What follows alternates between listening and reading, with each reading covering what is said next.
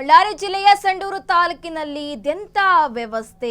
ಶುದ್ಧ ಕುಡಿಯುವ ನೀರಿಗಾಗಿ ಜನರು ಪರದಾಟ ನಡೆಸ್ತಾ ಇದ್ದಾರೆ. ಬಳ್ಳಾರಿ ಜಿಲ್ಲೆ ಸಂಡೂರು ತಾಲೂಕಿನಲ್ಲಿ ಇದೆಂತ ವ್ಯವಸ್ಥೆ. ಶುದ್ಧ ಕುಡಿಯುವ ನೀರಿಗಾಗಿ ಜನಸಾಮಾನ್ಯರು ಪರದಾಟ ನಡೆಸ್ತಾ ಇದ್ದಾರೆ. ಒಂದಲ್ಲ ಎರಡಲ್ಲ 8 ಶುದ್ಧ ನೀರಿನ ಘಟಕಗಳು ಬಂದ್ ಆಗಿರುವಂತಹದ್ದು.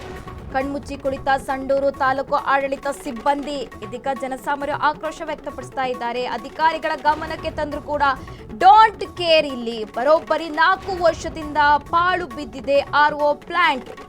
ಶುದ್ಧ ಕುಡಿಯುವ ನೀರಿಗಾಗಿ ಜನರು ಪರದಾಟ ನಡೆಸ್ತಾ ಇದ್ದಾರೆ.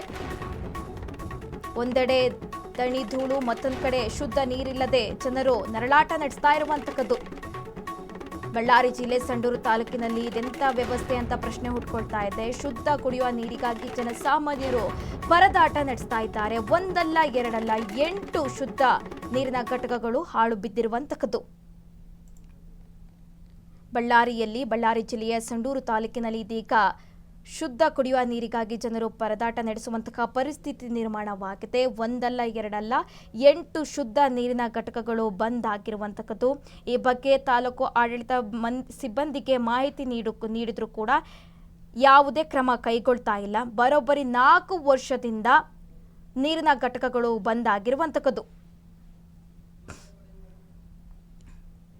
ನನ್ನ ಹೆಸರು ರಮೇಶ್ ಅಡಿಗ ಅಂತೇಳಿ ಬೊಮ್ಮಘಟ್ಟ ಗ್ರಾಮ ಪಂಚಾಯತಿ ವ್ಯಾಪ್ತಿಯಲ್ಲಿ ಬರುವ ಯಸೋಳಪುರ ಗ್ರಾಮದವರು. ಸುಮಾರು 104 ವರ್ಷ ಆಯಿತು. ಈ ಒಂದು ಶುದ್ಧ ನೀರಿನಿಂದ ಯಾವುದೇ ನೀರು ಬರ್ತಾ ಇಲ್ಲ.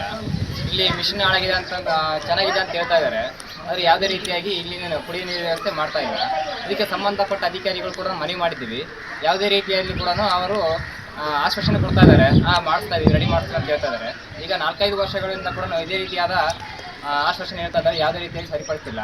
ನಾನು ಈ ಮಾಧ್ಯಮ ಮೂಲಕ ಕೇಳಕ್ಕೆ ಏನು ಹೇಳೋಕ್ಕೆ ಇಷ್ಟಪಡ್ತೀನಿ ಅಂತಂದರೆ, ಇದಕ್ಕೆ ಸಂಬಂಧಪಟ್ಟ ಅಧಿಕಾರಿಗಳು ಯಾಕೆ ಈ ರೀತಿಯಾಗಿ ಹಾಳು ಮಾಡ್ತಾ ಇದ್ದೀರಾ? ಸಾರ್ವಜನಿಕ ದುಡ್ಡನ್ನ ಈ ರೀತಿಯಾಗಿ ಯಾಕೆ ದುರ್ಬಳಕೆ ಮಾಡ್ತಾ ಇದ್ದೀರಾ? ಇಲ್ಲಿನ ಸಾರ್ವಜನಿಕರಿಗೆ ಇದರಿಂದ ಅನುಕೂಲ ಮಾಡಿಕೊಡ್ಬೇಕಂತೇಳಿ ಈ ಮಾಧ್ಯಮದ ಮೂಲಕ ನಾನು ಹೇಳೋಕ್ಕೆ ಇಷ್ಟಪಡ್ತಾ ಇದ್ದೀನಿ.